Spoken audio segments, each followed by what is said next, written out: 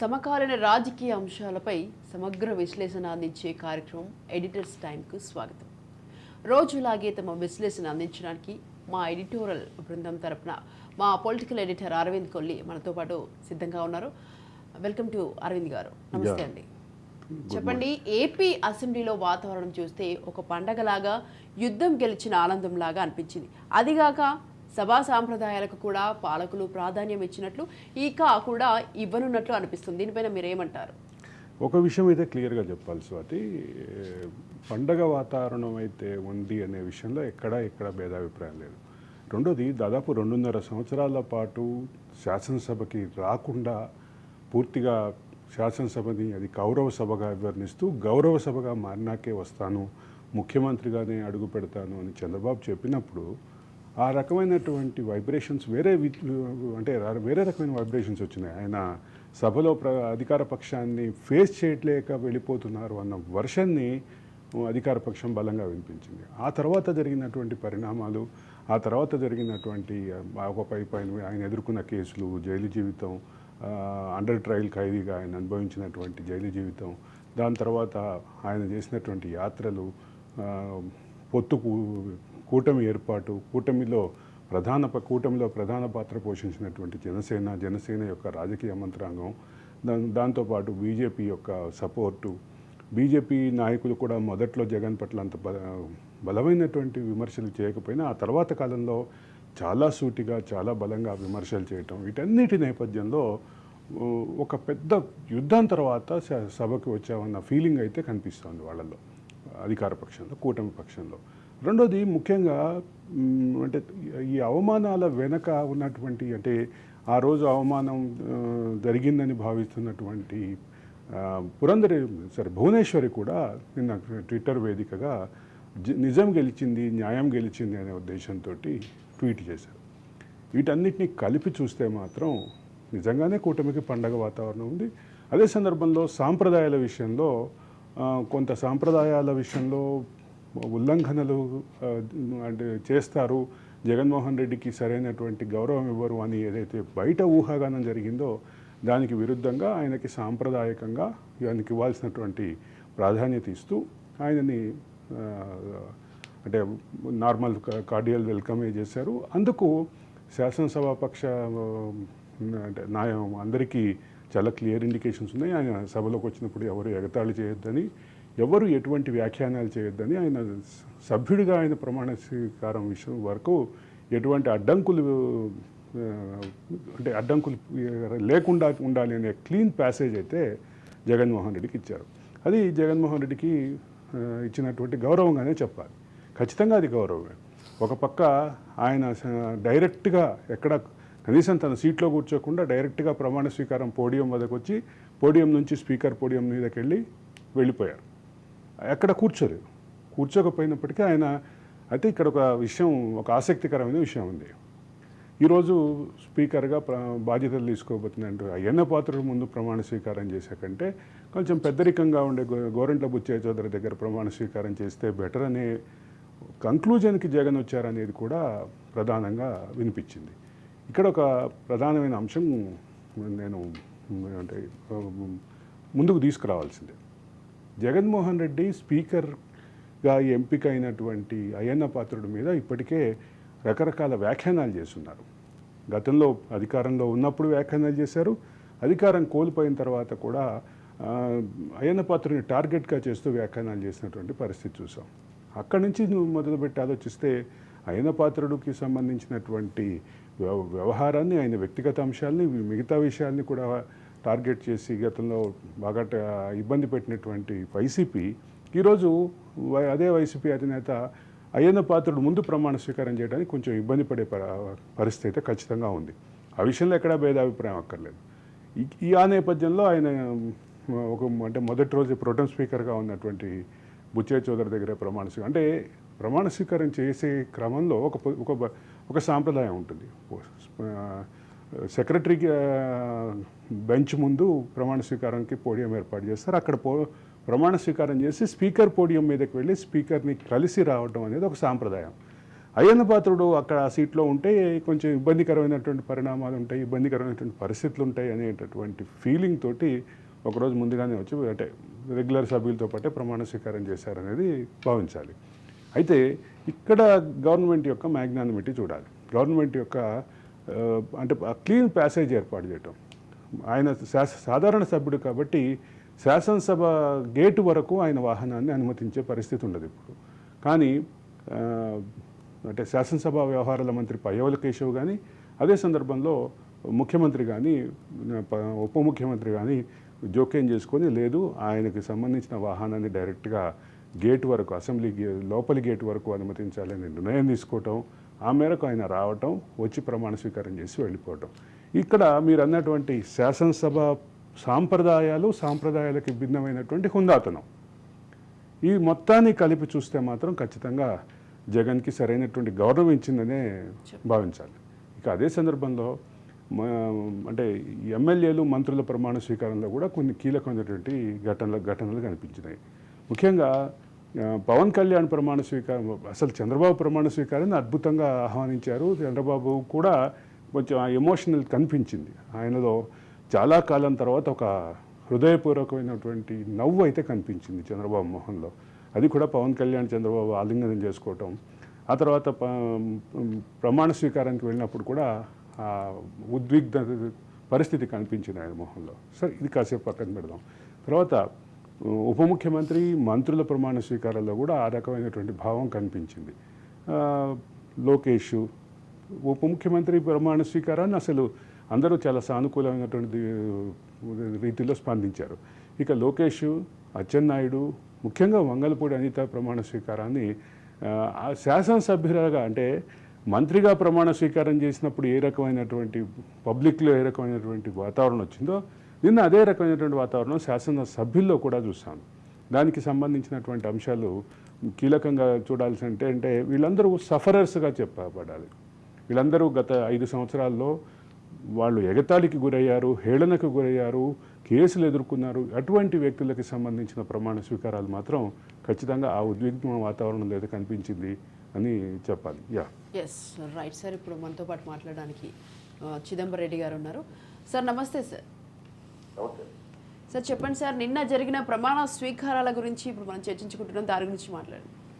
ప్రభుత్వాలు మారినప్పుడు, కొత్తగా ఎమ్మెల్యేలు ఎన్నికైనప్పుడు వాళ్ళ ప్రమాణ స్వీకారము లేకపోతే ఈ మొత్తం అనేది ఇది రెగ్యులర్ గా జరిగే యాక్టివిటీ. కానీ నిన్న జరిగిన సందర్భాల్లో మాత్రం ఎందుకంటే చాలా మందిలో కొన్ని రకాల అనుమానాలు, మరి కొన్ని రకాల భయాలు. అంటే భయాలు అన్న పదం ఎందుకు వాడాలి అంటే వైసీపీ నాయకులు ఒక రకంగా చెప్పాలి అంటే ఖచ్చితంగా ఈ ప్రమాణ స్వీకార సమయంలో 11 మంది ఎమ్మెల్యేలు ఉన్న సాధారణ ఒక పార్టీగా ఉన్న వైసీపీను, అలాగే మాజీ ముఖ్యమంత్రిగా ఉన్న జగన్మోహన్ రెడ్డిని అవహేళన చేసే పరిస్థితిలో లేకపోతే ఆయన్ని ఇబ్బందికర పరిస్థితుల్లో అవమానకరంగా చూస్తారు అనే ఒక అనుమానం అయితే వైసీపీ నాయకులు చాలా మందిలో ఉంటుంది. కానీ నిన్న ప్రభుత్వం వ్యవహరించిన తీరు కానీ ముఖ్యమంత్రి వ్యవహరించిన తీరు మాత్రం ఖచ్చితంగా అభినందనీయం.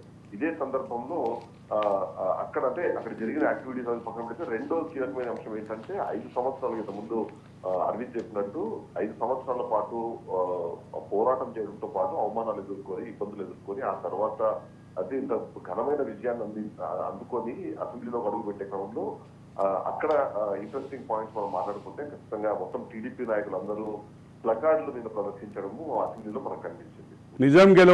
నిజం గెలిచింది, న్యాయం గెలిచింది అని ప్రకార్ల ప్రదర్శన ఏదైతే ఉందో అది దానికి కారణం బహుశా భువనేశ్వరి ట్వీట్ అయి ఉంటుంది నేను అనుకుంటున్నా. చిదంబరం ఏమంటావు? అదే అంటారు మొత్తం ఓవరాల్ గా అయితే టీడీపీ నాయకులందరూ చెప్పాలనుకున్న విషయాన్ని, వాళ్ళు అనుకుంటున్న అంటే వాళ్ళు భావిస్తున్న విషయాన్ని చెప్పే క్రమంలో ఆ ప్లకార్డులు ప్రదర్శించి వాళ్ళు ఆ విషయాన్ని చెప్పే ప్రయత్నం చేయడం. మరొక కీలకమైన అంశం ఏంటంటే లోకేష్ గతంలో మంత్రిగా ఉన్నా సరే ఆయన మండలి సభ్యులుగా ఉన్నాడు. ఈసారి మొదటిసారి ఆయన అసెంబ్లీలో అడుగు పెట్టాడు.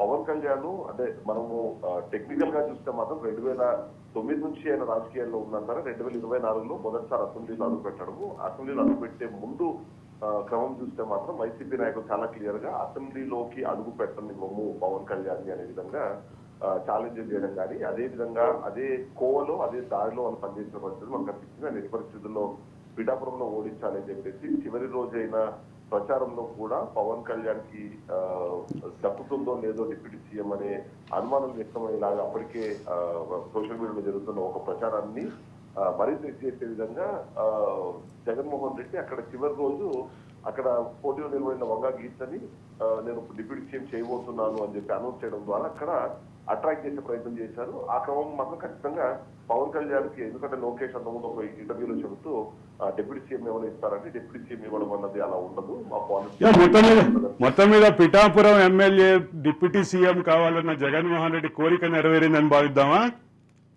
అంతేగా ఇప్పుడు అంటే దీన్ని ఎలా చూడాలంటే ఖచ్చితంగా అంటే 21 సీట్లు తీసుకునే క్రమంలో ఈయన చేసిన త్యాగం ఏదైతే ఉందో ఖచ్చితంగా అంటే పవన్ కళ్యాణ్ చేసిన త్యాగము నిజంగానే కోరుకొని ఉంటే ఇంకొద్దిగా పట్టుబట్టు ఉంటే ఇంకొక 10 సీట్లు ఎక్కువ వచ్చే అవకాశం ఉండేది. కానీ అతను 24 సీట్లకు మొదట పరిమితం చేసి ఆ తర్వాత బీజేపీ పొద్దునకు వచ్చినప్పుడు ఇంకొక 3 సీట్లు తగ్గించుకోమని చెప్పినప్పుడు కూడా అతను చాలా హుందాగా ఆ సీట్లు తగ్గించుకోవడము. కాబట్టి దానికి ఖచ్చితంగా గౌరవం అందాల్సిందే మొదటి నుంచి.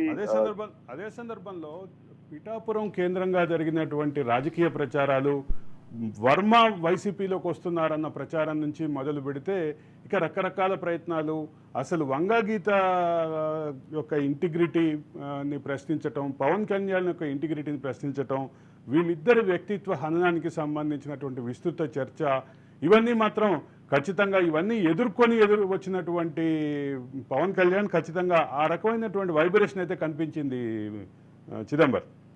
అంటే దానికి తోడు మనం చూడాల్సింది ఏంటంటే బీజేపీ పొత్తు ఖచ్చితంగా టీడీపీలోకి రావడానికి ఏదైతే ఇబ్బంది ఉందో గతంలో, దానికి సంబంధించి చూస్తే మాత్రం కేవలం పవన్ కళ్యాణ్ తీసుకున్న ఇనిషియేటివ్ వల్లనే ఇదంతా మొత్తం జరిగింది అన్నది ఖచ్చితంగా చెప్పాలి. అది చేసే క్రమంలో కూడా అంటే తను హుందాగా వ్యవహరించడంతో పాటు మొదటి నుంచి వైసీపీ చేస్తున్న ప్రచారమే పవర్ లో పెద్దగా పవన్ కళ్యాణ్ కి పార్ట్ ఉండకపోవచ్చు, తనని పెద్దగా పట్టించుకోకపోవచ్చు, గెలిచిన వెంటనే టీడీపీ వీళ్ళని అంటే తక్కువగా చూస్తుంది అనే విధంగా ప్రచారం చేశారు. కానీ డే 1 నుంచి అంటే ఎన్నికల ఫలితాలు వెలువడినప్పటి నుంచి ఇప్పటి వరకు మనం చూస్తుంటే మాత్రం ఖచ్చితంగా ఇప్పుడు ప్రభుత్వంలో నెంబర్ 2 ఎవరు అంటే నిర్మోహమాటంగా నిరభ్యంతరంగా పవన్ కళ్యాణ్ అని చెప్పొచ్చు, జనసేన నాయకులు అని చెప్పొచ్చు. ఎందుకంటే వాళ్ళకి 3 మంత్రి పదవులు దక్కినా సరే కీలకమైన పదవులు దక్కినాయి. అంతేకాకుండా ఆ ముగ్గురు కూడా చాలా సీనియర్ నాయకులు. నాదెండ్ల మనోహర్ చూస్తే గతంలో స్పీకర్ గా చేశారు. అంతేకాకుండా కాంగ్రెస్ ప్రభుత్వంలో చాలా కీలకమైన నాయకుడుగా ఉన్న మన పరిస్థితి చూస్తున్నాం. అందులో దుర్గేష్ అయితే జనసేన పార్టీలో డే 1 నుంచి అంతకాల అవమానాన్ని ఎదుర్కొని ఉన్న వ్యక్తికి, ఆయనకి మంచి పోర్ట్ఫోలియో అందరం, ఈయనకి కీలకంగా మాట్లాడితే మాత్రం ఏంటంటే జనాల్లో ఎక్కువ యాక్సెస్ ఉండే లాంటి ఒక పొజిషన్ అలాంటి పోర్ట్ఫోలియో ఒక దొరకడంతో పాటు డిప్యూటీ సీఎం దొరకడం అని ఇవన్నీ చూస్తుంటే మాత్రం ఖచ్చితంగా పవన్ కళ్యాణ్ అంటే తను ఏరుకుని కోరుకుని ఎంచుకున్నటువంటి శాఖల విషయంలో పవన్ కళ్యాణ్ ఆల్రెడీ పని మొదలు పెట్టారు. కేంద్ర నిధులను గత ప్రభుత్వం ఎందుకు మళ్లించింది, కేంద్రం గ్రామీణాభివృద్ధికి ఇచ్చినటువంటి నిధుల మళ్లింపును ఎందుకు చేసింది అనే విషయంలో విచారణ ప్రారంభించారు. ఇప్పుడు ఇది ఖచ్చితంగా ఈ గవర్నమెంట్ యొక్క వైబ్రేషన్ని మారుస్తోంది. అదే సందర్భంలో గత ప్రభుత్వ హయాంలో జరిగినటువంటి అవకతవకల్ని బయటపెట్టే క్రమంగానే భావించాలనుకుంటా.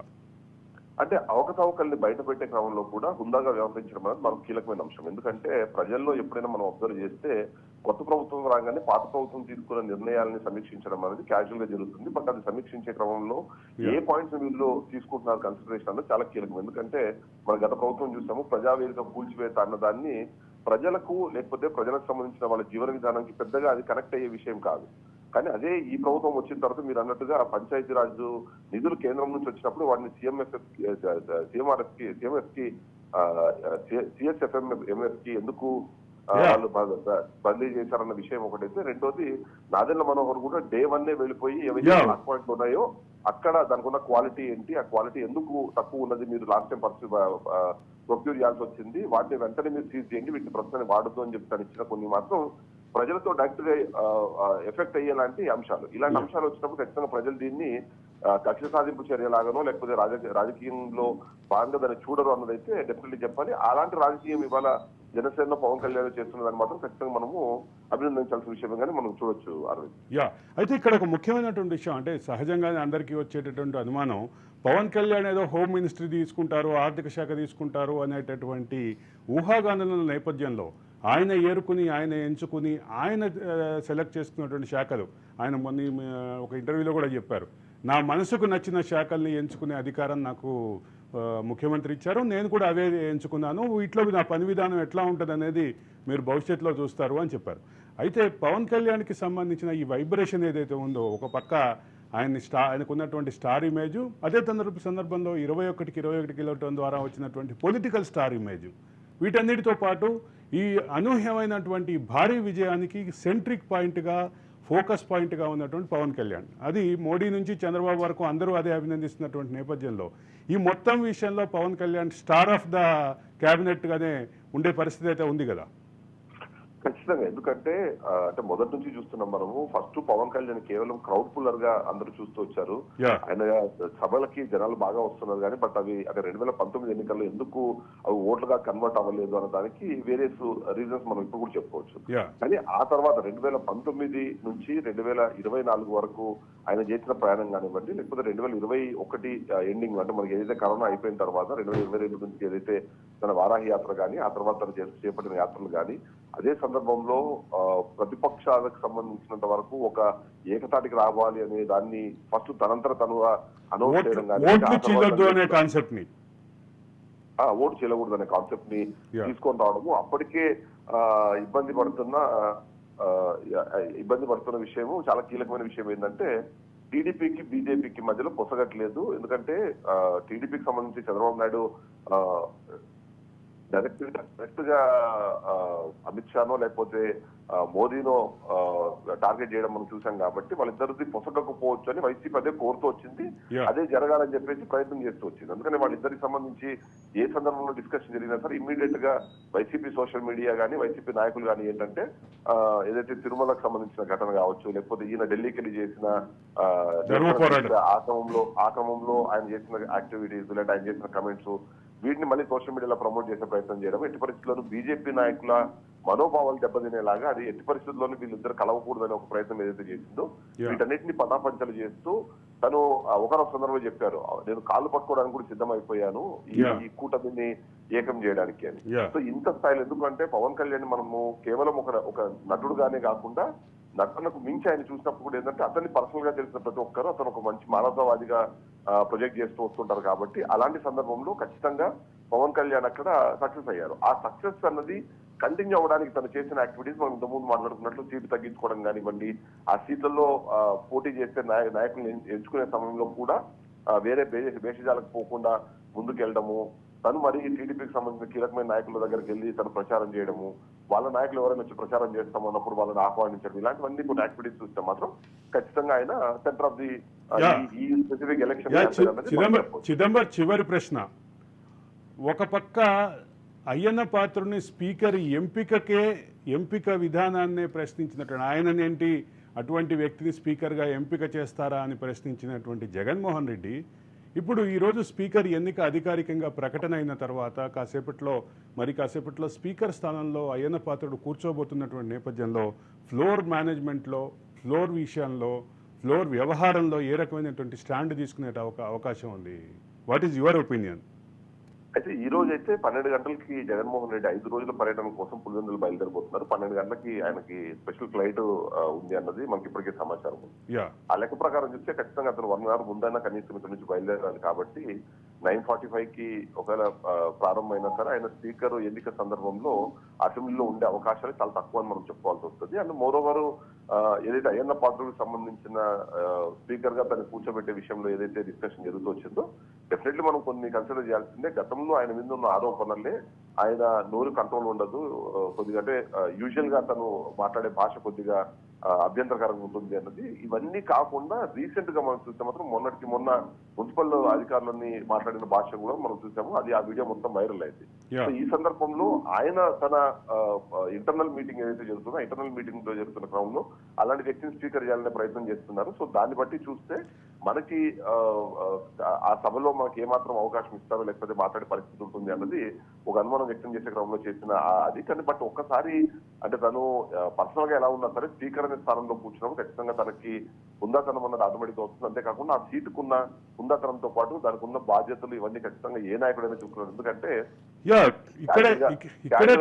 ఇక్కడే ప్రధానమైనటువంటి అంశం చర్చలోకి వస్తుంది. స్పీకర్ స్థానంలో స్పీకర్ ఎన్నిక తర్వాత, ప్రకటన అయిన తర్వాత, శాసనసభ సచివాలయం ప్రకటించిన తర్వాత, దాన్ని ప్రోటెం స్పీకర్ అధికారికంగా ప్రకటించిన తర్వాత స్పీకర్గా ఎంపికైనటువంటి వ్యక్తిని ఆ స్థానం వరకు అంటే సభలో ఉన్నటువంటి ప్రధాన నాయకులు, అదే సందర్భంలో అన్ని పక్షాల నాయకులు కలిసి తీసుకువెళ్ళటం అనేది ఒక సభా సాంప్రదాయం. అది గత కొన్ని దశాబ్దాలుగా భారతదేశంలో పాటిస్తున్నటువంటి సాంప్రదాయం. అదే సందర్భంలో బ్రిటిష్ పార్లమెంట్లో కూడా ప్రిసైడింగ్ ఆఫీసర్ని అలాగే తీసుకెళ్లేటటువంటి, అంటే ఈ పార్లమెంటరీ ప్రజాస్వామ్యానికి మూలమైనటువంటి బ్రిటిష్ పార్లమెంట్లో కూడా అదే రకమైనటువంటి సాంప్రదాయం ఉంది.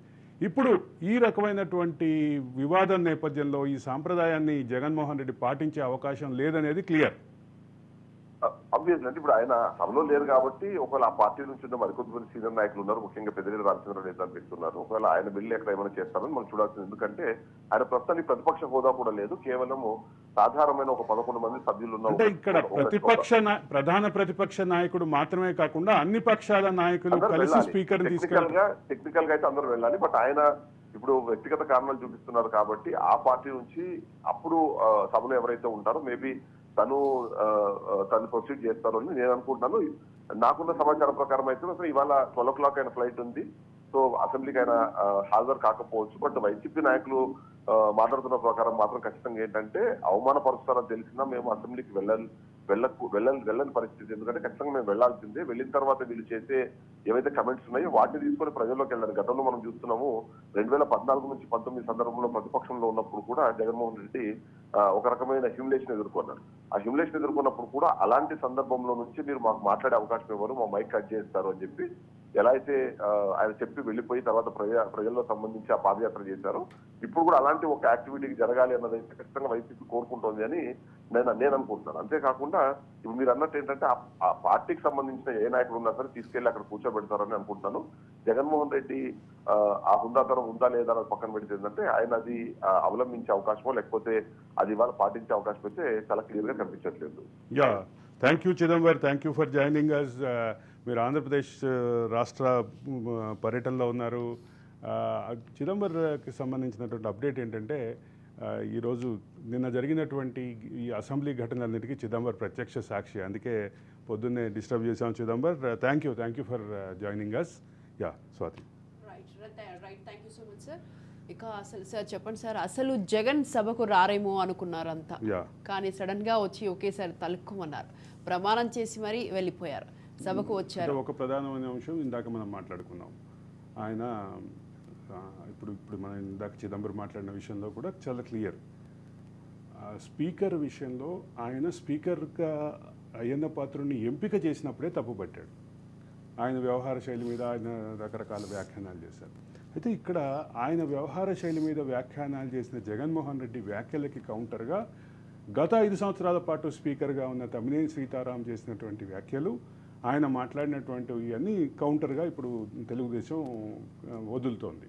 ఆయన అంటే ప్రతిపక్ష నాయకుడిని కానీ ప్రతిపక్ష పార్టీని కానీ హీనంగా మాట్లాడేటటువంటి వ్యాఖ్యలు, చాలా అవమానకరమైనటువంటి వ్యాఖ్యలు, తనకి రాజకీయ జీవితం ఇచ్చినటువంటి పార్టీని కూడా ఆయన చాలా అవమానకరంగా మాట్లాడారు అనేటటువంటి విషయాన్ని ప్రస్తావిస్తూ తెలుగుదేశం పార్టీ సోషల్ మీడియా కానీ తెలుగుదేశం పార్టీ నాయకులు కానీ కౌంటర్ ఇస్తున్నారు. ఇక్కడ ఇప్పుడు అయ్యన్న పాత్రుడు కనుక ఆ సీట్లో కూర్చుంటే కొంచెం ఇబ్బందికరమైనటువంటి పరిణామం ఉంటుంది అనేటటువంటి భావంతో నిన్న వచ్చి ప్రమాణం చేశారని ఒక భాగం. అయితే ఇది ఇంతటితో ఆగదు. ఇప్పుడు ఈ సెషను తాత్కాలికంగా వాయిదా పడినా కానీ మళ్ళీ వెంటనే బడ్జెట్ సెషన్ స్టార్ట్ అవుతుంది. అంటే బడ్జెట్ ఆల్రెడీ కేంద్ర బడ్జెట్ ఆధారంగా ఇక్కడ బడ్జెట్ ప్రవేశపెట్టడం కోసం తాత్కాలిక బడ్జెట్ ప్రవేశపెట్టారు. ఓట్ ఆన్ అకౌంట్ బడ్జెట్ ప్రవేశపెట్టారు గత ప్రభుత్వం. కాబట్టి ఇప్పుడు కరెక్ట్గా ఈ టైంలో బడ్జెట్ సెషన్ ఉన్నప్పుడు సుమారు 40 రోజులు 45 రోజులు ఉండే పరిస్థితి ఉంటుంది. ఆ 45 రోజులు స్పీకర్ని అవాయిడ్ చేయడం కష్టమే. కాబట్టి బహుశా చిదంబరం చెప్పినట్లుగా మరోసారి పాదయాత్రకి జగన్మోహన్ రెడ్డి బయలుదేరడం చూడాలి. ఈ 5 సంవత్సరాల కాలం పాటు ఈ పాదయాత్రలతోటే కాలక్షేపం చేస్తారా అనేది కూడా ప్రధానంగా చూడాల్సిన అంశం స్వాతి. అయితే మొత్తం మీద జగన్మోహన్ రెడ్డి అయితే ఖచ్చితంగా గౌరవప్రదంగానే ఉంది. ఆయన రిసీవ్ చేసుకోవటం కూడా గౌరవప్రదంగా ఉంది. ఆయన మీద ఎవ్వరూ ఏ ఒక్కళ్ళు వ్యతిరేకంగా కామెంట్లు చేయకుండా కూడా కూటమి తన సభ్యుల్ని కట్టడిలో పెట్టిందని భావించాలి స్వాతి. గౌరవంగానే చూడొచ్చు సార్ దీన్ని. ఖచ్చితంగా గౌరవం. ఆయన రావటం గౌరవప్రదమే. ఆయన అంతకంటే ఎక్కువ గౌరవప్రదంగా ఆయనకి రిసెప్షన్ ఏర్పాటు చేశారు, పాత్వే ఏర్పాటు చేశారు. ఆయన వెహికల్ని డైరెక్ట్గా గేట్ వరకు అనుమతించారు. అక్కడి నుంచి ఆయన బయలుదేరి డైరెక్ట్గా ప్రమాణం చేసి కుర్చీలో ఆయనకు కేటాయించినటువంటి సీట్లో కూడా కూర్చోకుండానే వెళ్ళిపోయినటువంటి పరిస్థితి ఉంది. సార్ ఇంకా ఈరోజు తన నియోజకవర్గానికి వచ్చి తన ఇది కార్యక్రమం ఒకటి కీలకంగా గమనించాలి. ఆయన కరెక్ట్గా అసెంబ్లీ ఉన్నప్పుడే నియోజకవర్గానికి వెళ్తున్నారు కాబట్టి 5 రోజులు నియోజకవర్గంలో ఉండబోతున్నారు అంటున్నారు. సో సెషన్కి సంబంధించినటువంటి కార్యక్రమానికి ఆయన దూరంగా ఉన్నట్టుగానే భావించాలి. రైట్. ఇక సార్ నెక్స్ట్ ఏపీలో అయితే పాలన విషయానికి వస్తే అయితే యాక్టివ్ అయిందని చెప్పాలి మనం. గతంలో కంటే ఇప్పుడు చాలా యాక్టివ్ అయింది. మాట్లాడుతున్నప్పుడు కూడా ఒక విషయం అనుకున్నాం. కేంద్రం ఇచ్చినటువంటి నిధులను ఎందుకు డైవర్ట్ చేశారు, కేంద్రం పంచాయతీరాజ్ గ్రామీణాభివృద్ధి శాఖకి ఇచ్చినటువంటి నిధులని ఎందుకు డైవర్ట్ చేశారు అనేది ప్రశ్నించారు.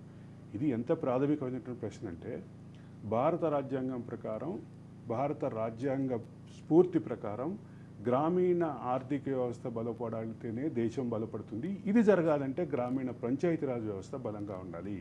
పంచాయతీరాజ్ వ్యవస్థలో 5 అంచెల పంచాయతీరాజ్ వ్యవస్థలో అన్ని స్థాయిలు బలంగా ఉన్నప్పుడు మాత్రమే అభివృద్ధి అనేది సుస్థిరమవుతుంది అని భావం. ఇది రాజ్యాంగం చెప్పిన మాట. రాజ్యాంగం చెప్పిన మాటే కాదు, వివిధ పథకాలు కూడా ఇచ్చిన మాట. ఇంకా అన్నిటికంటే ముఖ్యంగా ఇంకో మాట చెప్పాలి. అంటే మధ్యలో ఉన్నటువంటి పంచాయతీరాజ్ వ్యవస్థలన్నిటినీ కాదని పక్కన పెట్టి, అంటే డిస్ట్రిక్ట్ పంచాయతీ ఆఫీస్ నుంచి డేటా తీసుకుని ఆ డేటా ఆధారంగా డిపిఓ ఇచ్చినటువంటి డేటా ఆధారంగా పంచాయతీలకి డైరెక్ట్గా నిధులు ట్రాన్స్ఫర్ చేసే ఒక అద్భుతమైన మెకానిజంని మోడీ ప్రభుత్వం ప్రవేశపెట్టింది. ఇక్కడ రాష్ట్రాలతో సంబంధం లేకుండా, రాష్ట్ర ప్రభుత్వం నిధులతో సంబంధం లేకుండా చేయాలని ఒక ప్రయత్నం చేసింది. ఆ ప్రయత్నం విషయంలో సక్సెస్ ఫెయిల్యూర్ పక్కన పెడితే ఆంధ్రప్రదేశ్ రాష్ట్రంలో అందుకు విరుద్ధంగా జరిగింది. అటు కేంద్ర ప్రభుత్వ ఆలోచనకి విరుద్ధంగా జరిగింది, మరోపక్క రాజ్యాంగ స్ఫూర్తికి విరుద్ధంగా జరిగింది. పార్లమెంటరీ ప్రజాస్వామ్యంలో నేను గతంలో కూడా చెప్పాను, పార్లమెంటరీ ప్రజాస్వామ్యంలో ప్రత్యక్ష ఎన్నిక ద్వారా ఎన్నికయ్యే ఒకే ఒక్క పదవి సర్పంచ్. రాష్ట్రపతికి ప్రత్యక్ష ఎన్నిక ఉండదు, ప్రధానమంత్రికి ప్రత్యక్ష ఎన్నిక ఉండదు, ముఖ్యమంత్రికి ప్రత్యక్ష ఎన్నిక ఉండదు, జిల్లా పరిషత్ చైర్మన్కి ప్రత్యక్ష ఎన్నిక ఉండదు. ఎవరికి ఉంటుంది అంటే కేవలం సర్పంచ్కి మాత్రమే ప్రత్యక్ష ఎన్నిక ఉంటుంది. సర్పంచ్కి చెక్ పవర్ కూడా ఉంటుంది. అటువంటి వ్యవస్థని నిర్వీర్యం చేశారు అనేది ప్రధానమైన ఆరోపణ గత ప్రభుత్వం మీద. ఆ నేపథ్యంలో ఇప్పుడు పవన్ కళ్యాణ్ చేసినటువంటి వ్యాఖ్యలు మరి ఆ వాదనని ఇంకా బలపరుస్తున్నాయి. పవన్ కళ్యాణ్ చేసినటువంటి వ్యాఖ్యల్లో చాలా క్లియర్గా ఉంది, కేంద్ర ప్రభుత్వం గ్రామీణాభివృద్ధి పంచాయతీరాజ్ శాఖకి ఇచ్చినటువంటి నిధులను ఎందుకు మరోవైపు డైవర్ట్ చేశారు అనేది ప్రాథమికమైన అంశం. ఆంధ్రప్రదేశ్ రాష్ట్ర ప్రభుత్వం ఇదే చేస్తుంది అంటూ బీజేపీలో కొంతమంది నాయకులు కూడా ఈ వ్యాఖ్యలు మాట్లాడారు. ఈ వ్యాఖ్యలు మాట్లాడినప్పుడు బీజేపీలో కొంతమంది దాన్ని వ్యతిరేకించి, అదే సందర్భంలో జగన్మోహన్ రెడ్డితో అనుకూలంగా ఉన్నటువంటి వాళ్ళు దానికి వ్యతిరేకంగా లేదు అద్భుతంగా చేస్తున్నటువంటి ప్రభుత్వాన్ని తప్పుపట్టొద్దు అనే రకంగా మాట్లాడారు. ఇప్పుడు ఇవన్నిటికి ఒక క్లారిటీ అయితే అర్థమైతే వచ్చేసింది పవన్ కళ్యాణ్ వ్యాఖ్యలతో. పవన్ కళ్యాణ్ వ్యాఖ్యల్లో చాలా క్లారిటీ, అంటే కేంద్ర ప్రభుత్వం కేటాయించిన నిధులు ఎందుకు డైవర్ట్ చేశారని ప్రధాన ప్రశ్న. దానికి సంబంధించిన డేటా అడిగారు. ఆ డేటా వస్తే పూర్తిగా క్లారిటీ వచ్చేస్తుంది కదా, గత ప్రభుత్వం ఏం చేసిందో తెలిసిపోద్ది కదా. పవన్ కళ్యాణ్ అడిగిన ప్రశ్నలకు కూడా పవన్ కళ్యాణ్ దీంతో పాటు ఇంకొక, అంటే ప్రభుత్వ యంత్రాంగానికి సంబంధించి మీరు అడిగారు కాబట్టి ఇంకొక అంశం కూడా మాట్లాడుకోవాలి మనం. ఇప్పటికే గతంలో డీజీపీలుగా పనిచేసినటువంటి ఒక ఇద్దరిని లూప్ లైన్లో ట్రాన్స్ఫర్ చేశారు. అంటే జిఏడీకి రిపోర్ట్ చేయమన్నారు. అట్లాగే ఆ స్థాయి అధికారులు PV Sunil Kumar, fire services PV Sunil కుమార్ని కూడా ట్రాన్స్ఫర్ చేశారు జిఏడీకి. ఇప్పటికే నలుగురు ఐఏఎస్ ఆఫీసర్లను జిఏడీకి ట్రాన్స్ఫర్ చేశారు. ఆ నలుగురు కూడా ఇప్పుడు ప్రధాన ఆరోపణలు ఎదుర్కొంటున్న వీళ్ళందరూ కూడా గత ప్రభుత్వంతో చాలా సన్నిహితంగా ఉన్నవాళ్ళు, గత ప్రభుత్వానికి కీలకంగా ఉన్నవాళ్ళు. వీళ్ళకి సంబంధించినటువంటి అంశాలన్నీ ఇప్పుడు చర్చలో ఉన్నాయి. కాబట్టి ఒకవైపు పరిపాలన మీద పట్టు పెంచుతున్నారు కూటమి ప్రభుత్వం, మరోపక్క గత ప్రభుత్వంలో జరిగినటువంటి అంశాల మీద స్క్రూటినీ ప్రారంభించారు. ఈ రెండింటి మధ్య జరుగుతున్నటువంటి ఈ ప్రయత్నం ఖచ్చితంగా ఒక క్లారిటీ దిశగా వెళ్తుంది. క్లారిటీ దిశగా వెళ్ళాలి అనేది ఇప్పుడు ఇందాక చిదంబరం చెప్పిన మాట కూడా వాస్తవం. ఒక పక్క ప్రజావేదిక కూల్చేశారు. ప్రజావేదికలో మీటింగ్ పెట్టి ఈ వేదిక కూల్చేస్తాము అని చెప్పారు. చెప్పిన తర్వాత ఈ వేదికతో ఈ భవనంతో మొదలు పెడతాం, మరిన్ని ఆక్రమణల్ని చెరువు అంటే గోదావరి కృష్ణానది ఒడ్డున ఉన్నటువంటి కరకట్ట మీద ఉన్నటువంటి భవనాల్ని కూల్చేస్తామని చెప్పారు. చెప్పినటువంటి విషయం ఏమైంది? ఆ ఒక్క నిర్మాణంతో ఆగిపోయింది. ఆ నిర్మాణం ప్రభుత్వాన్ని గట్టి ఆగిపోయింది. అంతకు సమీపంలోనే స్వరూపానందకి సంబంధించిన శిష్యుడు పెట్టినటువంటి ఒక ఆశ్రమం ఉంది. ఆ ఆశ్రమంలో ఇది జరిగిన నెల రోజులకే ఆ ఆశ్రమంలో ఇద్దరు ముఖ్యమంత్రులతోటి స్వరూపానంద ఒక సమావేశం పెట్టాడు. ఏమైంది? ఆ నిర్మాణం ఆగిపోయింది, ఆ కూల్చివేత ఆగిపోయింది. నోటీసులు ఇచ్చిన నోటీసును ఉపసంహరించుకున్నారు. ప్రభుత్వ భవనం మీద ఉన్నటువంటి అలుసు ఏదైతే ఉందో, ఇది కూల్చేయండి అని చెప్పినటువంటి మౌఖిక ఆదేశం ఏదైతే ఉందో, ఆ మౌఖిక ఆదేశాన్ని అక్కడికి ఎందుకు ఇంప్లిమెంట్ చేయలేకపోయారు? ఇక్కడ మొదలు పెట్టాం, అన్నీ కూల్చేస్తామని ఎందుకు చెప్పారు? ఎందుకు ఆగింది? స్వరూపానంద ఉన్నాడు కాబట్టి ఆగింది. స్వరూపానందకి అంటే ప్రభుత్వానికి ఏం సంబంధం? స్వరూపానంద చేతిలో రిమోట్ ఉంది. ఆ రిమోట్ ఎందుకు ఉంది? చూద్దాం. దానికి సంబంధించిన చర్చ జరుగుతోంది. మనం కూడా దానికి సంబంధించినటువంటి వరుస కథనాలు ప్రసారం చేస్తున్నాం. అదే సందర్భంలో స్వరూపానందకి సంబంధించినటువంటి రిమోట్ ఎందుకుంది, జగన్కు రిమోట్ స్వరూపానంద చేతిలో ఎందుకుంది అనే విషయం మీద కూడా ఖచ్చితంగా ఆలోచించాలి. ఈ విషయంలో కూటమి ప్రభుత్వం కూడా ఖచ్చితంగా ఆలోచించాలి అనేది నా అభిప్రాయం. సార్, ఇంకొక విషయం, కేంద్రం ఇచ్చే నిధులను అయితే వైసీపీ సర్కార్ బైపాస్ చేస్తోందని, అయితే మరి ఇప్పుడు ఎన్డీఏ కూటమిలో సభ్యుడిగా, బీజేపీలో మిత్రపక్ష పార్టీగా, ఇటు మోదీకి శిష్యుడిగా అయితే పవన్ కళ్యాణ్ తన కార్యాచరణ మొదలు 100% పెట్టారనుకోవాలంటారా? అంటే మోడీ వాదన, నేను చెప్పేది కూడా ఏంటి, మోడీ ఎన్నికల ప్రచారంలో కూడా చెప్పింది ఏంటి, మేము రాష్ట్రానికి ఇచ్చిన నిధులను పక్కదారి పట్టించింది ప్రభుత్వం అని చెప్పారు. ఇదే మాట నడ్డా అన్నారు, ఇదే మాట అమిత్ షా అన్నారు, ఇదే మాట రాజ్నాథ్ సింగ్ అన్నారు. బీజేపీ స్టార్ క్యాంపెయినర్లు అందరూ ఇదే మాట మాట్లాడారు. బీజేపీలో కూడా కొంతమంది ఈ మాట మాట్లాడినప్పుడు బీజేపీలో ఉన్న జగన్ అనుకూలమైనటువంటి వర్గం ఈ మాటని తొక్కివేయాలని చూసింది. ఇది క్లియర్. దీని విషయంలో ఎక్కడ భేదాభిప్రాయం లేదు. ఇక్కడ ఆగినటువంటి సబ్జెక్టు ఇంకా ముందుకు వెళితే ఏమవుతుంది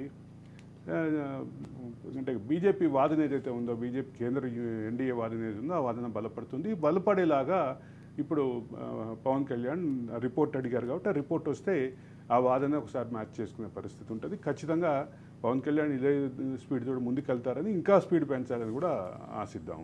స్వాతి. Right sir. ఇంకా నెక్స్ట్ అయితే ఇటు బీఆర్ఎస్ తెలంగాణ విషయానికి వస్తే అయితే తెలంగాణలో అయితే బీఆర్ఎస్ ఖాళీ అవుతుందని అనిపిస్తోంది క్లియర్గా. అంటే ఒకటి నిన్న ఒక భారీ షాక్ అనే చెప్పాలి. అంటే ఇంకో మాట చెప్పాలంటే కేసీఆర్ ఈ మధ్యకాలంలో పక్కనే ఉన్న కూర్చోబెట్టుకుంటే వాళ్ళు ముందే వెళ్ళిపోతున్నారు కాంగ్రెస్లోకి అనిపిస్తుంది. టార్గెట్ కేకేశ్వరరావు, కడియం శ్రీహరి, నిన్న పోచారం శ్రీనివాసరెడ్డి, రేపు మళ్ళీ ఒకళ్ళు కూడా. అయితే ఒక ప్రధానమైన అంశం అయితే చర్చలో ఉంది. చాలామంది పేర్లు, అంటే నిన్న దానం నాగేందర్ చిట్ చాట్లో మాట్లాడుతూ కొన్ని పేర్లు చెప్పాడు. ఆ పేర్లన్నీ కనుక నిజమే అయితే ఒక కన్సిడరబుల్ బ్యాచ్గానే చూడాలి అది. అంటే అనూహ్యంగా ఏంటంటే ఆయన దానం నాగేందర్ చెప్పిన పేరులో కేసీఆర్కి అత్యంత ఆప్తుడైనటువంటి పల్లెరాజేశ్వరరెడ్డి పేరు కూడా ఉంది. పల్లెరాజేశ్వరరెడ్డి దగ్గర నుంచి మొదలు పెడితే అందరూ వెళ్ళిపోతున్నారు అనేది. అంటే ఇప్పుడు కేసీఆర్కి ఆప్తులు, కేసీఆర్ విషయంలో ఇవన్నీ పక్కన పెడితే నిన్న పోచారం శ్రీనివాసరెడ్డి వెళ్ళిపోయిన సందర్భంగా జరిగినటువంటి ఒక గలాటా మాత్రం ఖచ్చితంగా గలాటా అని అనక తప్పదు. అది కారణం ఏంటంటే ముఖ్యమంత్రి రేవంత్ రెడ్డి ఆ ఇంట్లో ఉన్నప్పుడు, పోచారం ఇంట్లో ఉన్నప్పుడు అక్కడికి కొంతమంది బీఆర్ఎస్ కార్యకర్తలు దూసుకురావటం, వాళ్ళ మీద కేసు బుక్ అయింది.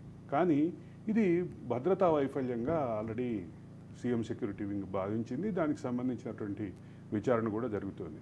అదే సందర్భంలో ఒక వెస్ట్ జోన్ డీసీపీని కూడా వెంటనే పిలిపించారు. ఆ వెస్ట్ జోన్ డీసీపీ స్వయంగా అక్కడ ఉన్నటువంటి పరిస్థితిని మొత్తం అదుపులోకి తీసుకున్న తర్వాత వాళ్ళని అరెస్ట్ చేసి నాంపల్లి కోర్టుకు తరలించారు. నాంపల్లి కోర్టు వాళ్ళకి బెయిల్ ఇచ్చినప్పటికీ ప్రాథమికంగా చెప్పాలంటే ఒక సెక్యూరిటీ ల్యాబ్స్గా అయితే రాష్ట్ర ప్రభుత్వం చూస్తోంది. అదే సందర్భంలో బీఆర్ఎస్ కార్యకర్తలు నిరోధించడానికి చేసినటువంటి ప్రయత్నాలను చూస్తే మాత్రం కొంచెం హాస్యాస్పదంగా ఉంది. ఇంతకంటే ఘోరమైనటువంటి పార్టీ ఫిరాయింపులకు పాల్పడి పార్టీ ఫిరాయింపులే బలంగా ఎదిగినటువంటి బీఆర్ఎస్ పార్టీ ఇవాళ కాంగ్రెస్ పార్టీలకు వెళ్తున్న వాళ్ళని చూస్తుంటే మాట్లాడుతున్న మాటలు కాంగ్రెస్ పార్టీకి సంబంధించినటువంటి అంశంలో అంటే ఫిరాయింపుల చుట్టూ తిరుగుతున్నటువంటి రాజకీయాన్ని నేను సమర్థించను. కానీ ఫిరాయింపుల రాజకీయంలో ఖచ్చితంగా ఒక విషయం అయితే మాట్లాడాలి. దాన్ని ప్రశ్నించే నైతిక అర్హత వాళ్ళకు ఉందా లేదా అనేది కూడా ఖచ్చితంగా చూడాల్సినటువంటి అంశం అయితే. ఇక రాజకీయ నాయకులు తమకు నచ్చిన పార్టీ వైపు వెళ్ళడం సహజం. గతంలో కూడా అప్పటి టీఆర్ఎస్ సర్కార్ ఆపరేషన్ ఆకర్షణ అమలు చేసింది. మరి ఇప్పుడేమో కాంగ్రెస్ వైపు వెళ్తున్న నేతల ఇంటి వద్ద అయితే వివాదం సృష్టిస్తోంది. అసలు ఈ వివాదం వల్ల సాధించే ప్రయోజనం ఏంటి? ఏదో గొడవ చేయాలని తప్ప ఏమీ లేదు. మీరేమంటారు సార్ దీనిపైన? ఇప్పుడు మనం దానికి బ్రేక్ ముందు అదే కంటిన్యూషన్లో ఉన్నాం. అయితే ఒక విషయం చెప్పాలంటే ఏమి సాధించేది లేదు. కానీ అదే సందర్భంలో బీఆర్ఎస్లో కొనసాగితే తమ రాజకీయ భవిష్యత్తు ఏంటి, తమ కుమారుల తమ రాజకీయ వారసుల భవిష్యత్తు ఏంటి అనేటటువంటి సందిగ్ధం మాత్రం పెద్ద నాయకులకు కూడా వచ్చింది అనే దానికి ఇదొక చిన్న ఉదాహరణ. పోచారం శ్రీనివాసరెడ్డి పార్టీ మార్పు ఒక చిన్న ఉదాహరణ. అంటే గతంలో కడియం కావ్య రాజకీయ భవిష్యత్తు ఏంటి అనే ఉద్దేశంతో కడియం శ్రీహరి ఏదైతే పార్టీ మారారో దీన్ని రిలేట్ చేసి చూసుకుందాం. అలాగే తన కుమార్తె హైదరాబాద్ మేయరు రాజకీయ భవిష్యత్తు, తన రాజకీయ భవిష్యత్తు ఏంటి అనేటటువంటి నేపథ్యంలో ఘర్వాపసి అవుతున్నాను అంటూ కేకేశ్వరరావు ఎట్లయితే పార్టీ మారారో ఇది కూడా అట్లాగే కనిపిస్తుంది. అయితే ఒక విషయం అయితే క్లియర్, తమ రాజకీయ భవిష్యత్తు అసలు బీఆర్ఎస్ రాజకీయ భవిష్యత్తు గందరగోళంగా ఉంది కాబట్టి బీఆర్ఎస్ రాజకీయ భవిష్యత్తు అంటే దానికి సంబంధించినటువంటి క్లారిటీ లేదు. ఎప్పుడు మునిగిపోతుందో తెలియని నావ కాబట్టి ఆ నావలో ఉండటం కంటే మనం కొంత ఇబ్బంది పడినా అధికారంలో ఉన్నటువంటి పార్టీకి కానీ కేంద్రంలో అధికారంలో ఉన్న పార్టీకి వెళ్ళిపోవాలనే ఆలోచన మాత్రం ఖచ్చితంగా బీఆర్ఎస్ నాయకుల్లో బలంగా ఉంది. దీనికి ఇండికేషనే పోచారం శ్రీనివాసరెడ్డి మార్పు. పోచారం శ్రీనివాసరెడ్డి ఈ మార్పు సందర్భంగా చెప్పినటువంటి అంశం ఏంటంటే రేవంత్ రెడ్డిని రైతు బాంధవుడిగా అభివర్ణించారు. రైతు బాంధవుడిగా అభివర్ణిస్తూ రైతు భరోసా పెంపు, అదే సందర్భంలో రైతు రుణమాఫీకి సంబంధించిన అంశంలో రేవంత్ రెడ్డి తీసుకున్నటువంటి నిర్ణయానికి నేను కట్టుబడి నేను అట్రాక్ట్ అయ్యాను అని చెప్పారు. అదే సందర్భంలో రేవంత్ రెడ్డి మాట్లాడుతూ ఈరోజు సాయంత్రమే క్యాబినెట్లో నిర్ణయం తీసుకోబోతున్నాము అన్నారు. కాబట్టి ఆ నిర్ణయం అయింది, దానికి సంబంధించిన విధి విధానాలు ఖచ్చితంగా మాట్లాడాలి. ఒక ప్రధానమైనటువంటి అంశం ఏంటంటే ఇక్కడ రేవంత్ రెడ్డి తీసుకున్నటువంటి నిర్ణయాలు వీటన్నిటిని పక్కన పెట్టి బీఆర్ఎస్ నాయకుల్లో బీఆర్ఎస్ క్యాడర్లో తమ రాజకీయ భవిష్యత్తు ఏంటి, ఈ మునిగిపోతున్న నావతో మనం కొనసాగుతామా అనే ఈ డిస్కషన్ సందిగ్ధ వాతావరణం అయితే నెలకొన్న విషయం వాస్తవం. దానికి ఒక ఉదాహరణ చెప్పాలి. పార్లమెంట్ ఎన్నికల్లో కనీసం గణనీయమైన స్థానాల్లో మేము పోటీ చేస్తున్నాం, అంటే మేము ప్రధాన పోటీదారుగా ఉంటాము అని చెప్పిన మాట కూడా నిజంగాని పరిస్థితి. 17 స్థానాల్లో 15 స్థానాల్లో 3వ స్థానంలో బీఆర్ఎస్ పార్టీ నిలిచినటువంటి పరిస్థితి. నాకు తెలిసి హైదరాబాద్లో 4వ స్థానంలో ఉన్నట్టుంది. సో ఎక్కడా కూడా ఒక ప్రభావశీలమైనటువంటి శక్తిగా లేనటువంటి పార్టీ అసలు కేంద్రంలో కేంద్రంలో ప్రధానమంత్రి రేసులో ఉన్నాను, అసలు ఢిల్లీలో భూకంపం సృష్టిస్తా, నాకు నచ్చిన వాళ్ళని నేను ఇక్కడ నుంచి కేంద్ర మంత్రివర్గంలో తీసుకుంటా, ఖమ్మం వెళ్తే ఖమ్మం నుంచి కేంద్ర మంత్రివర్గంలో తీసుకుంటా అన్నారు. అలాగే మెదక్ వస్తే మెదక్ నుంచి తీసుకుంటా అన్నారు. కరీంనగర్ ప్రచారంలో కరీంనగర్ ఎంపీగా పోటీ చేసినటువంటి సీనియర్ నాయకుడైనటువంటి వినోద్ కుమార్ని కేంద్ర మంత్రివర్గం అన్నారు. తర్వాత ఆర్ఎస్ ప్రవీణ్ కుమార్ని కేంద్ర మంత్రివర్గంలో తీసుకుంటే ఇటువంటి పరిస్థితులు, ఇటువంటి వ్యాఖ్యానాలు చేసినటువంటి కేసీఆర్ కనీసం ప్రభావశీలమైనటువంటి పరిస్థితిలో లేకపోయేసరికి ఇప్పుడు ఒక ప్రధానమైన అంశం చర్చలోకి వచ్చింది. రాజకీయ భవిష్యత్తు ఏంటి? ఇంతమంది విన్నాము, ఇంతమంది నాయకులు ఉన్నారు. ఇప్పుడు దాంట్లో ఉన్నటువంటి ప్రధాన నాయకులకి సంబంధించినటువంటి ఈ చర్చే ఈ ఫిరాయింపులకి బలంగా ఉందని చెప్పాలి. ఈ చర్చ ఇప్పుడు నేను ఇందాక చెప్పినట్లుగా పల్లా రాజేశ్వర రెడ్డి కేసీఆర్ కుటుంబానికి అత్యంత సన్నిహితుడిగా చెప్పాలి. పల్లా రాజేశ్వర రెడ్డి పేరు కూడా వినిపిస్తుంది. రెండో పక్క గతంలో ఇంతకంటే సన్నిహితంగా ఉన్నటువంటి బొంతు రామ్మోహన్ పార్టీ మారారు. సో పార్టీ మారటానికి అసలు వీటన్నిటికీ అతీతమైనటువంటి ఇప్పుడు ఇంకొక విషయం కూడా చెప్పాలి. ఎవరైతే బాల్క సుమన్ నిన్న పోచారం శ్రీనివాసరెడ్డి ఇంటి దగ్గర జరిగినటువంటి ఆ ఘర్షణ వాతావరణానికి కారకులు ఆయన పార్టీ మారినా ఆశ్చర్యపోవాల్సినటువంటి పరిస్థితి అయితే లేదు. ఇది గతంలో తెలుగుదేశం ఈ పరిస్థితి ఎదుర్కొంది తెలంగాణలో. నేను పార్టీ మారట్లేదు అని కార్యకర్తల సమావేశం పెట్టినటువంటి గంట సేపట్లోనే పార్టీ మారినటువంటి ఎమ్మెల్యేలను చూసాం గతంలో. సాయంత్రం 10 గంటల వరకు నేను పార్టీ మారను, నేను తెలుగుదేశం పార్టీ జెండా సృష్టికర్తని, జెండా నిర్మాణం, జెండా డిజైన్లో నేను ఒక భాగస్వామిని, నేనెట్లా పార్టీ మారదా తెలుగుదేశం పార్టీ, నేను చచ్చిపోతే కూడా నా శవం మీద తెలుగుదేశం పార్టీ జెండా కప్పాలి అని చెప్పినటువంటి ఎర్రబెల్లి దయాకర్ రావు రాత్రి 10 గంటలకి విలేకరుల సమావేశంలో చెప్పి 11:30కి ఒక ప్రముఖ పారిశ్రామికవేత్తతోటి కలిసి వెళ్ళి కేసీఆర్ దగ్గర జెండా కప్పించుకున్నటువంటి గడ్వ కప్పించుకున్నటువంటి పరిస్థితి చూసాం. సో ఇప్పుడు ఈ వైబ్రెంట్ రాజకీయాల్లో ఎక్కడ ఎవరు ఎప్పుడు పార్టీ మారదాలో చెప్పలేం. కానీ ఇప్పుడున్నటువంటి పరిస్థితిలో మాత్రం ఖచ్చితంగా బీఆర్ఎస్లో ఉన్నటువంటి నాయకుల రాజకీయ భవిష్యత్తు ఏంటో అర్థం కాని పరిస్థితిలో ఉన్నారు. కాబట్టి వాళ్ళు అంటే ఏ పార్టీలో వెళ్ళాలి, 2 జాతీయ పార్టీలో ఎటువైపు వెళ్ళాలనే చర్చ అయితే సాగుతోంది. రాష్ట్రంలో అధికారంలో ఉన్నటువంటి పార్టీకే వెళ్ళేటటువంటి అవకాశాలు కూడా మెరుగ్గానే కనిపిస్తున్నాయని చెప్పాలి. స్వాతి, ఒకటి సార్, ఎప్పుడు కూడా అంటే ప్రతి 5 సంవత్సరాలకు ఏదో ఒక గవర్నమెంట్ ఫామ్ చేస్తున్న టైంలో, అంటే ఏదో ఒక గవర్నమెంట్ వచ్చిన టైంలో ప్రతి ఒక్క ఆపోజిషన్లో ఉన్న కార్యకర్తలందరూ ఇప్పుడు అధికారంలో ఉన్న పార్టీలోకి జంప్ అవుతూ ఉన్నారు. అంటే ఇప్పుడు ఈ కాంగ్రెస్ అధికారంలోకి వచ్చింది. గతంలో బీఆర్ఎస్లో ఉన్నప్పుడు ప్రతిపక్షంలో ఉన్న వాళ్ళని తీసుకున్నారు. ఆపరేషన్ ఆకర్ష్లో కొంతమంది ఎమ్మెల్యేలను ఇటు జంప్ అయ్యారు. ఇప్పుడు ఇటు నుంచి అటు జంప్ అయ్యారు. ఇది అనేది ఎప్పుడు ఇక జరుగుతూనే ఉంటుంది. జనరల్గా సహజంగా ఉన్నటువంటి పరిస్థితి ఏంటంటే అధికారంలో ఉన్నటువంటి పార్టీ వైపు వెళ్తాం. అధికారంలో ఉన్నటువంటి పార్టీ వైపు ఎక్కువగా అట్రాక్ట్ అవుతుంటారు రాజకీయ నాయకులు. ఎందుకు అంటే అధికార కేంద్రంగానే ఈ రాజకీయం జరుగుతుంది కాబట్టి జరుగుతారు. రేవంత్ రెడ్డి తను ఎప్పుడు ప్రతిపక్షంలో ఉన్నటువంటి పార్టీలో చేరేటటువంటి నాయకుడిగా అభివర్ణించుకుంటాడు. అది వాస్తవంగా కూడా క్లోజ్గా రేవంత్ రెడ్డిని చూసిన వాళ్ళలో అదే కనిపిస్తుంటుంది.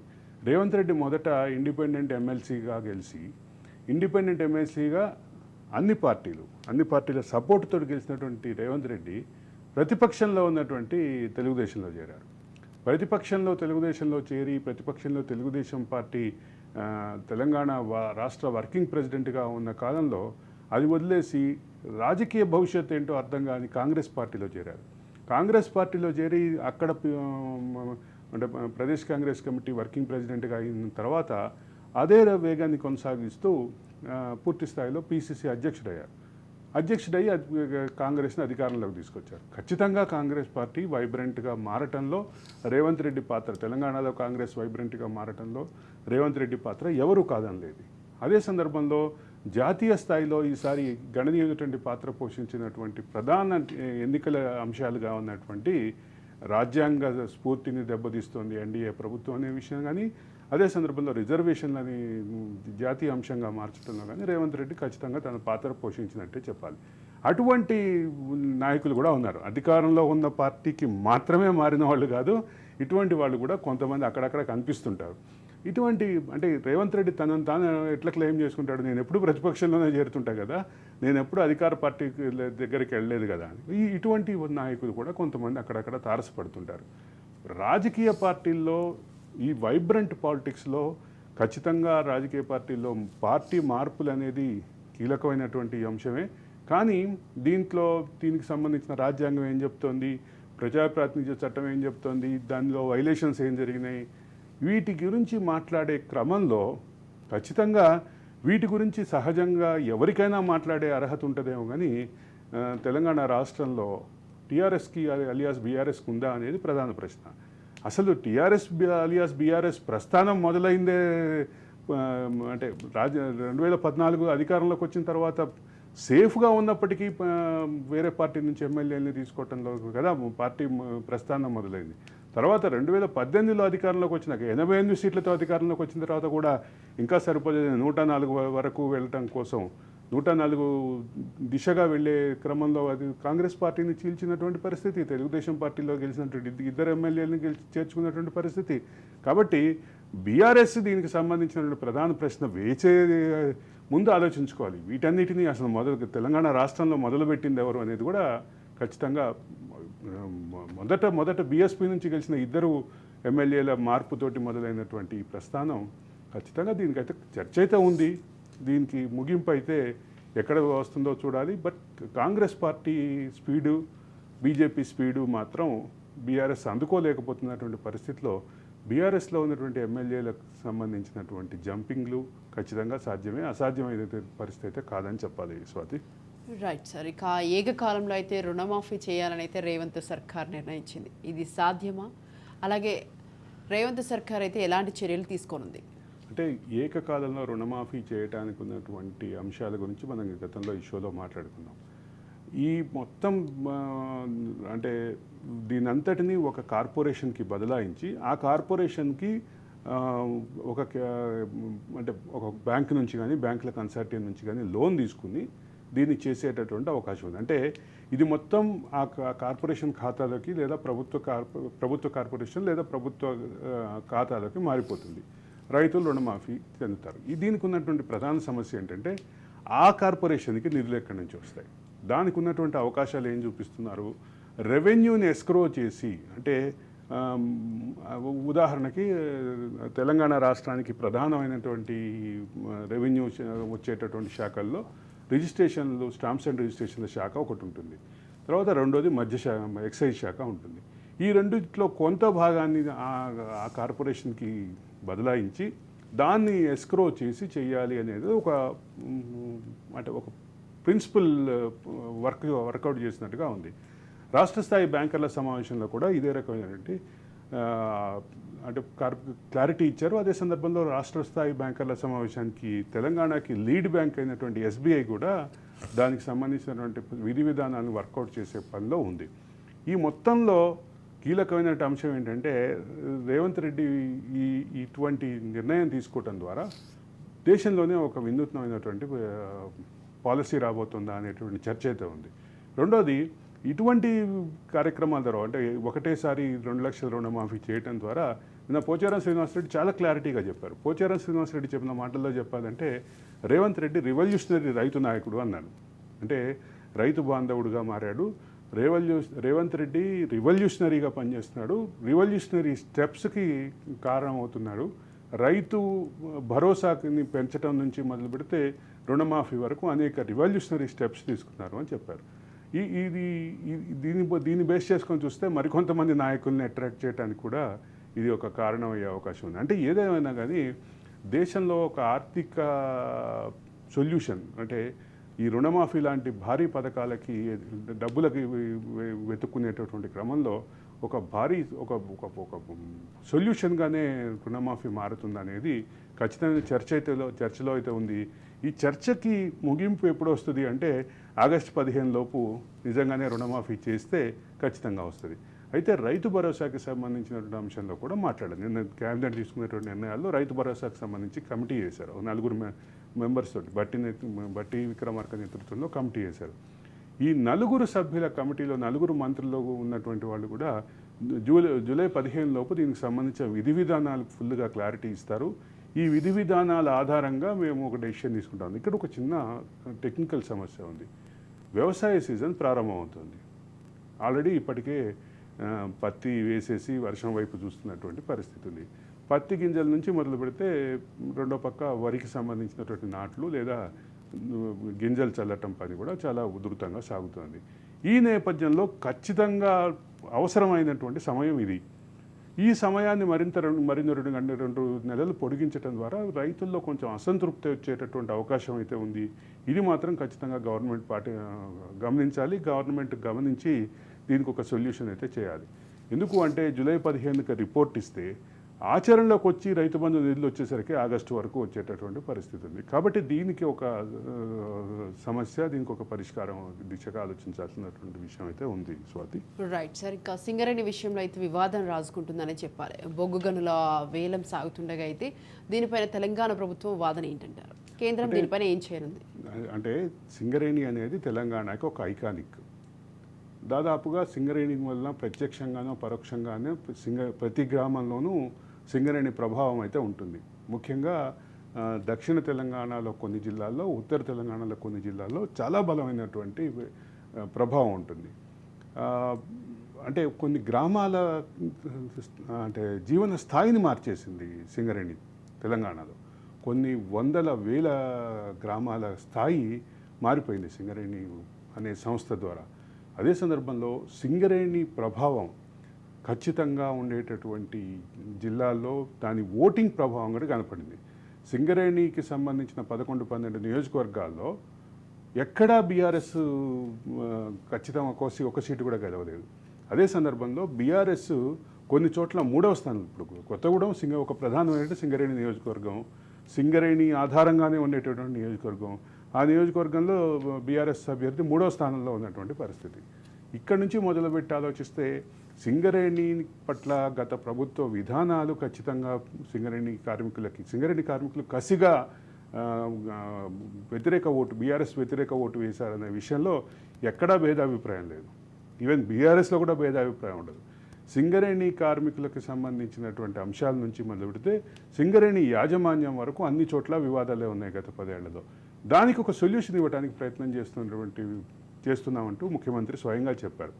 దీన్ని పక్కన పెడితే సింగరేణికి సంబంధించినటువంటి బొగ్గు బ్లాక్లు ఏదైతే ఉన్నాయో, అంటే దేశంలో ఎక్కడైతే బొగ్గు బ్లాక్లు ఎక్కడైతే నోటీస్ చేశారో వాటిని వేలం దిశగా వెళ్ళే ప్రయత్నాన్ని గతంలో ఎన్డీఏ ప్రభుత్వం మొదలు పెడితే, ఇప్పుడు ఎన్డీఏలో కొత్త ఎన్డీఏ 3లో బొగ్గు శాఖ మంత్రిగా మన రాష్ట్రానికి చెందినటువంటి కిషన్ రెడ్డి వచ్చిన నేపథ్యంలో ఈ వివాదం మరింత ముదిరింది.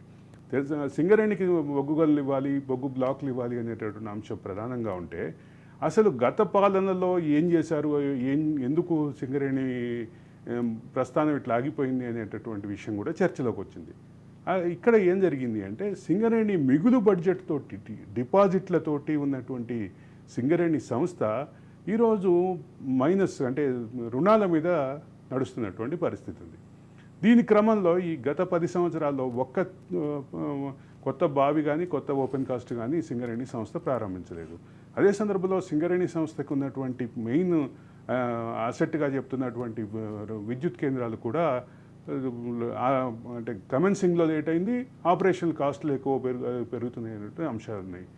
ఈ నేపథ్యంలో సింగరేణిని ఎక్కడికి తీసుకెళ్లారు ఏంటి అనేది ఖచ్చితంగా దీని వేళ్ళన్నీ మాత్రం అన్డౌటెడ్లీ బీఆర్ఎస్ ప్రభుత్వం వైపే చూపిస్తాయి. బీఆర్ఎస్ ప్రభుత్వంతో వైపు చూపిస్తే కేసీఆర్ కుమార్తె అయినటువంటి కవిత వైపు చూపిస్తాయి. వీటన్నిటి నేపథ్యంలో వచ్చినటువంటి చర్చ ఇప్పుడు కొత్త బ్లాకుల విషయంలో, అంటే సింగరేణి సంస్థకి సంబంధించినటువంటి ఒక ప్రాథమికమైన యాజమాన్య విషయం చెప్పాలి. అది 51% తెలంగాణ రాష్ట్ర ప్రభుత్వం కలిగి ఉంటాయి. అంటే గతంలో ఆంధ్రప్రదేశ్ రాష్ట్ర ప్రభుత్వం కలిగి ఉండేది, ఇప్పుడు తెలంగాణ రాష్ట్ర ప్రభుత్వానికి హోల్డింగ్ ఉంది. మిగతా 49% కేంద్ర ప్రభుత్వం వాటా. ఈ సింగరేణిలో ఉన్నటువంటి 49% కూడా కొనువేసుకుని మొత్తం పూర్తి స్థాయిలో తెలంగాణ సంస్థగా మార్చాలి అనే ఆలోచన అయితే కేసీఆర్ గతంలో చేశారు. మాబోటి చాలామందితో డిస్కస్ చేస్తున్న క్రమంలో కూడా తెలంగాణ ఉద్యమ సమయంలో ఇటువంటి డిస్కషన్స్ వచ్చినాయి. ఈ డిస్కషన్స్ సందర్భంగా ఆయన మొత్తం తెలంగాణ సంస్థగా మార్చడానికే మొగ్గు చూపారు. తర్వాత కాలంలో మారినటువంటి ఈ నేపథ్యంలో ఆయన మారిపోయారు, ఆ నిర్ణయాన్ని కూడా మార్చుకున్నారు. కేంద్ర ప్రభుత్వ వాటా అలాగే కొనసాగింది. అదే సందర్భంలో కేంద్ర ప్రభుత్వం తీసుకున్నటువంటి కొత్త బ్లాకుల వేలం విషయంలో కేసీఆర్ కొంత సానుకూలంగా చూపించలేదు అనే భావం చూపించలేదు అనేటువంటి చర్చ ఉంది. ఇప్పుడు కాంగ్రెస్ ప్రభుత్వం దానికి కౌంటర్గా ఈసారి వేలంలో తాము కూడా మాట్లాడతామంటూ తాము కూడా భాగస్వామ్యం అవుతామంటూ ఒక ప్రధానమైన అంశం తీసుకొచ్చారు. అయితే ఇక్కడ సింగరేణి చర్చ ఇట్లా సాగుతుంటే విశాఖ స్టీల్ ప్లాంట్ని కేటీఆర్ అనుకోకుండా తీసుకొచ్చారు. 16 సీట్లతో గెలిచినటువంటి తెలుగుదేశం విశాఖ ప్లాంట్ ప్రైవేటీకరణ అడ్డుకుంది. ఇక్కడ కూడా సింగరేణిలో అంటే కొత్త బ్లాకులు ప్రైవేట్ వ్యక్తులకు ఇవ్వకుండా, ప్రైవేట్ సంస్థలకు ఇవ్వకుండా సింగరేణికే ఇచ్చేలాగా కాంగ్రెస్ ప్రభుత్వం బలంగా ట్రై చేయాలి అంటూ ఒక వాదన తీసుకొచ్చారు. దానికి ఎన్డీఏ ఎంపీలు 8 మంది ఎంపీలు ఉన్నారు ఇక్కడ, బీజేపీ వాళ్ళు చేయాలి, మీరు చేయాలి అని చెప్పారు. మాకు కనుక మా ఎంపీ స్థానాలు ఉంటే మేము చేసేవాళ్ళం అన్నారు. ఇక మీకు ఎంపీ స్థానాలు ఉంటే మీరు చేసేవాళ్ళం అనేది 2014లో ఎందుకు చేయలేదు, 2019లో ఎందుకు చేయలేదు అని అడిగేవాళ్ళు లేరు. ఇప్పుడు అడగాల్సిన అవసరాన్ని కూడా రాజకీయ పార్టీలు భావించట్లేదు. ఎందుకంటే బీఆర్ఎస్ను ఒక రాజకీయ పార్టీగా భావించడం కూడా మానేసినాయేమో ప్రధాన జాతీయ పార్టీలు 2 అనేటువంటి అభిప్రాయం కలుగుతుంది. ఈ మొత్తం సింగరేణి వివాదంలో రాజకీయ పార్టీల వ్యవహారం ఇలాగుంటే, సింగరేణికి సంబంధించినటువంటి, అంటే ముఖ్యంగా బొగ్గు గనులకి సంబంధించినటువంటి వేలం ప్రక్రియ వేగవంతం చేస్తున్నటువంటి పరిస్థితి ఉంది. దాన్ని అంటే రాష్ట్ర ప్రభుత్వ సంస్థగా, రాష్ట్ర ప్రభుత్వ యాజమాన్యంలో ఉన్నటువంటి సంస్థగా ఉన్నటువంటి సింగరేణి తాము కూడా పోటీ చేస్తాము, బిడ్డింగ్లో పాల్గొంటాము అని చెప్పినటువంటి నేపథ్యంలో దీనికి సంబంధించిన లాజికల్ సొల్యూషన్ ఎక్కడ వస్తుందో ఖచ్చితంగా ఎదురు చూడాల్సినటువంటి పరిస్థితి. రైట్ సార్, మరొకసారి ఆంధ్రప్రదేశ్ విషయానికి వస్తే తాజాగా మనం కొద్దిసేపటి క్రితం అయితే తాడేపల్లి నిర్మాణంలో ఉన్న వైసీపీ భవనాల కూల్చివేతల గురించి అయితే మాట్లాడుకున్నాం. అయితే కొత్త ప్రభుత్వాలు అధికారంలోకి రాగానే ఈ కూల్చివేతలు ఏంటి, దీన్ని ఎలా చూడాలంటారు? ఇక్కడ సహజంగానే అంటే ఈ కూల్చివేతల్ని టీవీలో చూస్తున్నప్పటి నుంచి కూడా అంటే ఈ క్రమంలో మాట్లాడుతున్నటువంటి వాళ్ళందరూ కూడా పొద్దున్న 5:30కి కూల్చివేతలు స్టార్ట్ అయినాయి. కొన్ని టీవీ ఛానల్స్లో వచ్చినప్పుడు దానికి సంబంధించి మాట్లాడుతున్న వాళ్ళందరూ కూడా ప్రజావేదికతోటి పోల్చుకుంటున్నారు. ప్రజావేదిక ప్రభుత్వ భవనంగా నిర్మాణమైనటువంటి ప్రజావేదికని అంటే అక్కడికక్కడే స్పాట్ డెసిషన్ తీసుకుని కూల్చివేయాలని నిర్ణయించడం, కూల్చివేసినటువంటి శిథిలాలను కూడా పూర్తిగా తొలగించకుండా అట్లా ఉంచడం. అంటే ఇక్కడ ఒక విషయం చెప్పాలి, it's not a cement construction, అది కాంక్రీట్ కన్స్ట్రక్షన్ కాదు. ప్రజావేదిక అనేది ప్రీ ఫ్యాబ్రికేటెడ్ కన్స్ట్రక్షన్. దాన్ని ఎక్కడికక్కడ తీసుకుని మళ్ళీ ఇంకో దగ్గరికి తరలించడానికి అవకాశం ఉన్నప్పటికీ దానికి పడకుండా కనీసం ఎలక్ట్రికల్ ఎక్విప్మెంట్ కూడా తీయకుండా, రీప్లేస్మెంట్కి అవకాశం ఉన్నప్పటికీ తీయకుండా చేసినటువంటి, అంటే నేను ఎలక్ట్రికల్ ఎక్విప్మెంట్ అనేది కనీసం చెప్తున్నా, అటువంటి నిర్ణయం చేసినటువంటి ప్రభుత్వం ఈరోజు అది ప్రభుత్వ భవనం విషయం కాబట్టి నేను ఇందాక కూడా అదే చెప్పాను. ప్రభుత్వ భవనం విషయంలో తీసుకున్నటువంటి చులకన భావం ఏదైతే ఉందో ఆ దగ్గరలో ఉన్నటువంటి ఒక ఆశ్రమం విషయంలో, అది కూడా ఆశ్రమం కూడా స్వరూపానంద శిష్యుడు ఆశ్రమం విషయంలో తీసుకోలేకపోయినటువంటి పరిస్థితి నుంచి ఈరోజు తమ పార్టీకి సంబంధించినటువంటి నిర్మాణాలనే కూల్చివేస్తుంటే ఏమీ చేయలేనటువంటి పరిస్థితిని వైసీపీ ఎదుర్కొంటుంది. వైసీపీ భవనాన్ని కూల్చివేతకి సంబంధించినటువంటి న్యాయపరమైన అంశాలకు నేను పోవట్లేదు, కానీ వైసీపీకి భవనాల కూల్చివేతకి సంబంధించినటువంటి ఈ అంశంలో మరి కాసేపట్లో కోర్టుకు వెళ్తారనేటటువంటి వాదన అయితే ఉంది. కాబట్టి కోర్టు ఏ రకమైనటువంటి నిర్ణయం ఇస్తుంది, కోర్టు ఏ రకమైనటువంటి డెసిషన్ తీసుకుంటుంది అనేది ప్రధానంగా కనిపిస్తుంది. అయితే అక్రమ నిర్మాణాలు, అంటే అనుమతి లేని నిర్మాణాల విషయంలో కూల్చివేయటే పరిష్కారం అని చెప్పినటువంటి జగన్మోహన్ రెడ్డి ఇప్పుడు నిజంగానే ఆ రకమైనటువంటి పరిస్థితి ఉందా? అక్రమ నిర్మాణమా, అదే సందర్భంలో అనుమతి లేని నిర్మాణాల, అనుమతికి మించి అనుమతిని అంటే పూర్తి స్థాయిలో అనుమతి పొందకుండా నిర్మించిన నిర్మాణాల అనే దగ్గర నుంచి మొదలు పెడితే ఈ చర్చ అయితే సాగుతోంది. దీనికి సంబంధించి ప్రజావేదికతో పోల్చి చూస్తే ప్రజావేదిక ప్రభుత్వ ఆస్తి, ఇదేమో ఒక పార్టీ ఆస్తి. కాబట్టి దీని విషయంలో రాజకీయ చర్చలు అయితే జరుగుతూనే ఉంటాయి, రాజకీయ చర్చలకి అనంతం. కానీ ఒక విషయం మాత్రం క్లియర్, ఈ ప్రజావేదిక కూల్చివేతని మాత్రమే జనం మధ్యలో ఫ్రెష్గా ఉంచినటువంటి ఈ కూల్చివేతగానే చెప్పాలి. అయితే ఈ పొద్దున్నే 5:30కి ఎందుకు మొదలుపెట్టారు దగ్గర నుంచి మొదలు పెడితే చుట్టూ వివాదాలు ఉన్నాయి. దాని చుట్టూ అంటే కోర్టుకు వెళ్ళినటువంటి సందర్భంలో దానికి ఏ రకమైనటువంటి మినహాయింపు వస్తుందో కూడా చూడాల్సినటువంటి పరిస్థితి ఉంది. Swathi. Right. Thank you sir, thank you so much. So చూసారు కదా, 2 రాష్ట్రాల్లో అటు ఆంధ్రప్రదేశ్లో ప్రమాణ స్వీకారాలు జరుగుతున్నాయి, ఇటు తెలంగాణలో అయితే జంపింగ్లు జరుగుతున్నాయి. ఒక పార్టీ నుంచి మరొక పార్టీకి అయితే ఒక వలసలు అయితే ఇంకా కొనసాగుతూనే ఉన్నాయి. సో చూడాలి ఇంకా ఎంతమంది ఇలా వెళ్తారు అనేది చూడాలి. ఇది ఇవాల్టి ఎడిటర్స్ కార్యక్రమం. చూస్తూనే ఉండండి రాజ్ న్యూస్.